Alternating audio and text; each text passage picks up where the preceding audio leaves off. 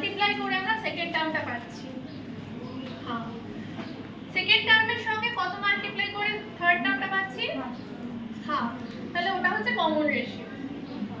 প্রত্যেকটা আগের টার্মের সঙ্গে ওই কমন রেশিওটা মাল্টিপ্লাই করে পরের টার্মটা আসছে। ঠিক আছে, ক্লিয়ার সবার? তো পেছনে।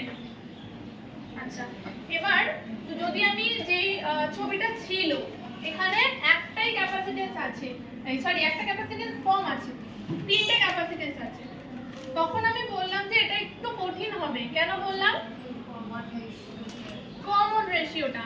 তখন দেখ এটা c/4 এর বদলে কি হয়ে যাবে? c/3 হয়ে যাবে, এটা 3 হয়ে যাবে, এটা 3 হয়ে যাবে। এবার কমন রেশিও কি করে বার করব?